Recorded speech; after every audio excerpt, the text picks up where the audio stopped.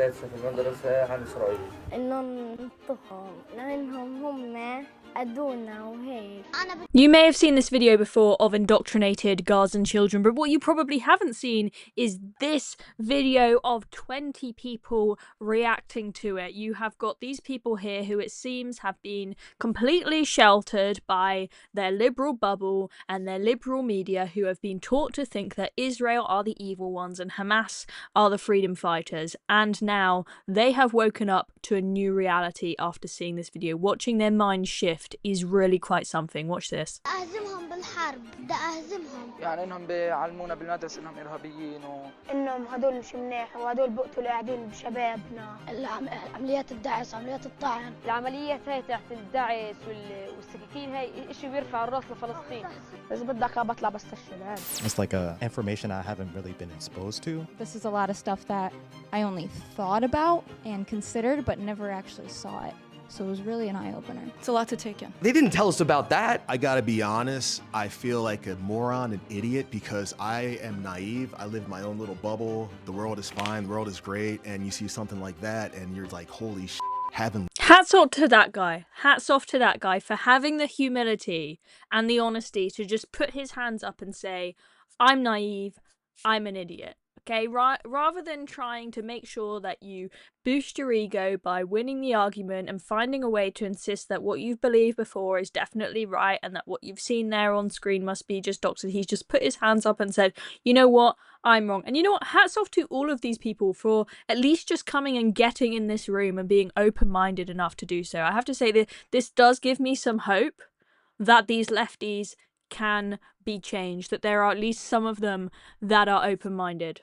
Little kids say that, them telling them on TV shows to kill Jewish people. Like, why are we allowing this? Like, why is this happening? I think most people are like me, we just don't know what's going on. I have no idea this was going on. And we are in a war right now, and I believe this is a psychological war. And yes, that is very scary, and I think that is why education is so crucial right now. If I was a child there, I would probably believe the same. Yeah, I think it's just sad that no one in power is protecting these kids from an educational perspective. It's really disheartening and disappointing that these kids aren't able to have the childhood that they need to have. I think we really... What I really like about this perspective that these people are coming from here is that it comes from a place of compassion for children. All we hear time and time again is Israel are killing all of these innocent children. And yes, people have lost lives in Gaza, very sadly, and children have died in Gaza.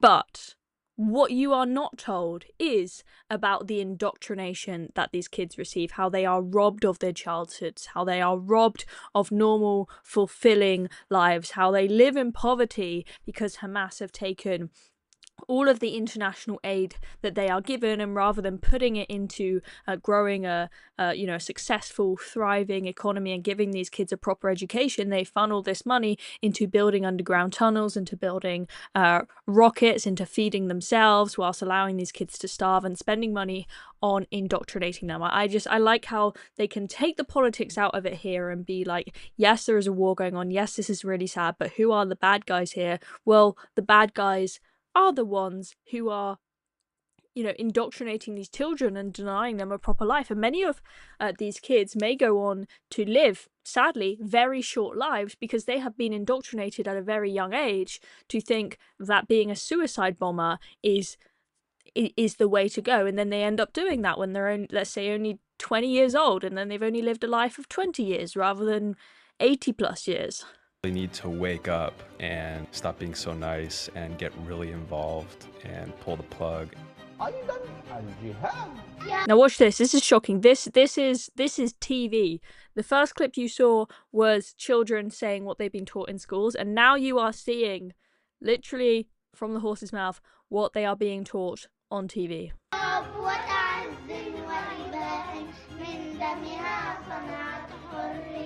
انت يا زكريا شو حابب تصير؟ مهندس.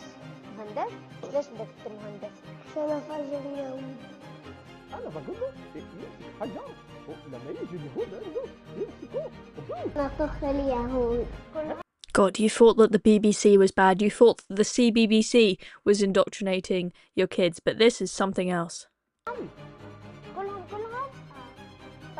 It's scary because they're young kids, but they have so much hate in their eyes. How could you be teaching kids this type of act and just these things that aren't true? It's horrible. The kids are being robbed of not only their innocence, but they're also being robbed of their natural ability just to love life in general. Getting taught from a young age to literally hate your neighbors and to hate the people that are around you. So that's really sad to watch and to see. They're children running around with guns and knives.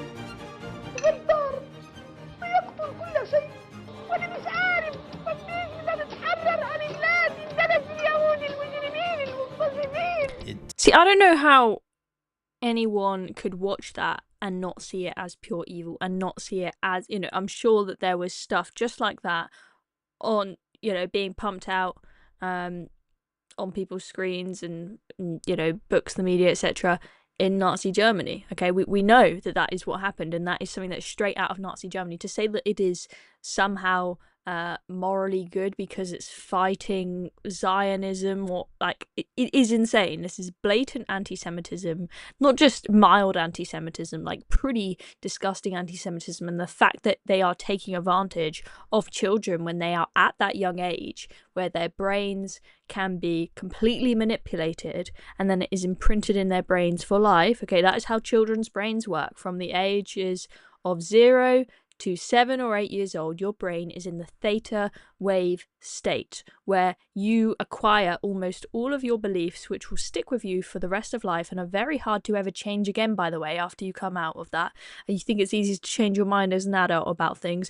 No, not really. There's a reason why you can rarely change the opinions of people you disagree with. It's because after the age of 7, it's very, very hard to do so. So if you indoctrinate these kids, the Hamas, they know exactly what they're doing there. ISIS do exactly the same. All the other terror groups do the same. They make sure that their terrorist ideology carries on through generations, even if the fathers end up dying in combat, because of how they indoctrinate children between those ages of 0 to 7 to make sure it's going to stick in their brains for life. There's my soul, honestly. They don't know what they're getting into. They're just repeating and keeping a cycle of hate that's going on. It's thankfully so distant from our cultural comprehension that people would be taught on children's shows to kill and murder and kill themselves. And it's important to remember that the U.S. is in the UN and that a lot of our dollars go to the UN and UNRWA, which is American resources, Western resources, UN resources, and money go to schools that actively teach children to hate Jews. What is the UN for? If that's happening, this is just straight up anti-Semitic propaganda. I'm sorry, it's just the same thing we saw 80 years ago. I think if more people knew, we could do something about this. This isn't right. I think watching this video really shook me because now it's real and it's scary. And I think it starts, like everyone's saying, with our children, which I feel really bad for these children in a way. They are not fully developed. They don't know right from wrong, and they deserve better. It's really important that these videos are shown to everyone. What blows my mind is that anyone can watch this and have any other thoughts. If two of your friends were fighting and one of them put an iron dome around his house, built a house of bricks, and waited in the corner for a gun to protect him and his family, and the other dude was building vests and stuff and piloting planes, you'd be like, oh, one's on the attack and one's on the defense. I challenge anyone on the internet, in this room, in this world, to find a video of Israel or Jews with this type of energy. There's no kids programming in Israel to hate anyone. That's a very, very good point. First, about the point of if you had two people fighting and one was building an iron dome and the other was building, suicide vests and rockets, I think you'd know which one was on the offensive and which one was on the defensive. Remember, Hamas are the ones who committed October 7th. They are the ones that started it. And second of all, you do not see this kind of, people constantly talk. If I had £1 for every time I heard the two words Israeli propaganda, I would be a millionaire, trust me. All we hear about Israeli propaganda, Israeli propaganda, Israeli propaganda. What about Hamas propaganda? What about how they indoctrinate their children? And as these people pointed out, rob them of their childhoods and their ability to come up with their own free-thinking thoughts. You don't see the same in Israel. Yes, Israel is a nation that is... It has a lot of pride, and if you're born into that country and you grow up in that pride, yes, you're likely to grow up loving your country. A bit unlike the UK, where in schools we want to teach kids that the UK just has this. Well, Britain has this evil past where we did all the wrong in the world. Okay, it's a bit different in that sense, but to compare the the pride that Israelis have for their country to this kind of indoctrination where kids are being taught on television to murder people of a different faith. You're not going to see that in Israel. Absolutely not. Young, dumb 20-year-olds who think they know something. And this is the first time in history that, again, other than the Holocaust, that Jews are looking at the world going, hey, we need backup. We need help. Because it is sad to see kids saying this stuff. It's kind of sad that Jewish people have to go through what they're going through. There was this incident where a couple of Jewish kids have to lock themselves inside like a room because they were being chased around by other students because I guess they were Jewish. After the LGBTQ, they're gonna come after the black community. They're gonna come after the Asian community because they don't like anyone but themselves. They don't even like themselves. They wanna kill themselves. This is an experience that I'm gonna walk out of this room today, and I don't think my next week is gonna be the same as what I thought it was going to be. It's really sad to know that there are things like this that exist in other parts of the country that are literally instilling people just to hate from a very early age. I feel like at this moment, all we can do is have faith and have urgency to coming up with solutions. I think once people like me start knowing, we want to help out because this isn't going to stop with us. Bring awareness. The more people know, we can start doing something. We can talk to the government, ask questions about the UN, like why are they giving money to these people? Yeah, I think this is good. I think it's a good start. That type of energy, this type of information, I do think that it will help. We need tolerance. I don't need to agree with my neighbor. That doesn't, just because I don't agree with someone doesn't mean that I have to kill them, shoot them, or dedicate my life to hating them. Tolerance. As an individual, I would want to further my education. I would want to be a better advocate. I might not be able to spark a nuclear change, but enough to really open eyes, open minds, open hearts. Even for you guys, I hope that you continue this for others to experience.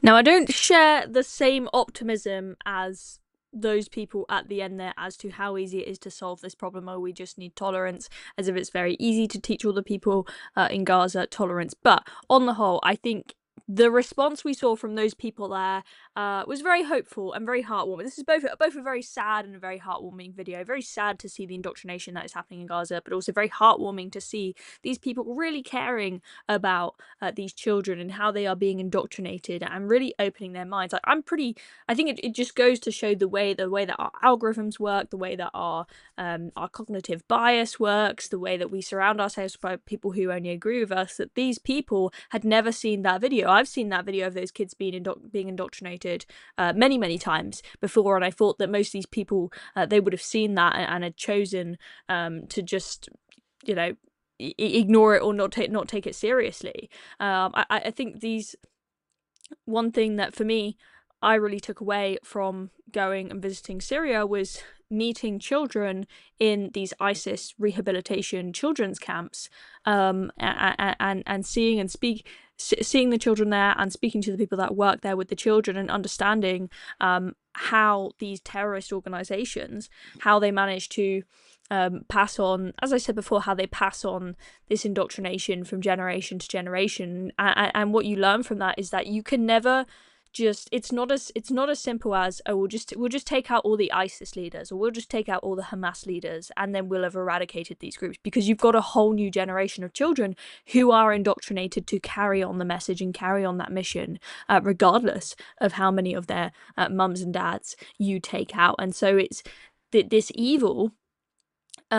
This terrorist evil is something that you can't just stamp it out and then walk away. You have to constantly be fighting it. You can never get complacent. And that's why, for example, in Syria, where I was in the north, you have the Syrian Defense Forces. They are constantly, they're not just letting out all these children of ISIS families, and not as cruel as some people thought to have these children sort of locked away in this sort of boarding school kind of environment with fences around it. The reality is, if you just let those kids loose, they would all go on, they'd all become terrorists, they'd all go on to commit terror attacks, and it would all start again. And they have to constantly look for ISIS sleeper cells. They have to constantly work on trying to indoctrinate these children. And what they said, as I said, it's really hard to change the beliefs of someone that has been instilled before the age of 7 or 8. And what the people that work there said is, some of these children, no matter how hard and for how many years we work on them, they will never not believe in the ISIS ideology. And that's very sad, and that's something that we have to take. I make that point, and I think showing you this video is important,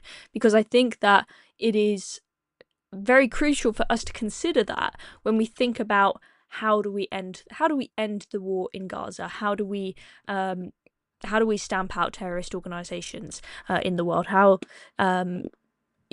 do we stamp out Hamas? How do we make sure that whatever way this war in Gaza ends, that it is ruled by people that are not terrorists? And same goes for if we end up with regime change in Iran, how do we make sure that we don't end up with more terrorists in charge? It's just is something, I'm not saying that there is any easy answer and I have all the answers, but I think that it is definitely something to consider. That video there, it's been doing the rounds on Twitter, but I can't see who the original person is who did that social experiment and made that video. If anyone knows who did, please let me know in the comments down below and I will give them credit in the description of this video. I think it's great what they've done there, and it would be great to see more of that kind of experiment because I think it opened a lot of people's minds there. Anyway, folks, hope you enjoyed this video. If you did, make sure you subscribe down below. See you next time.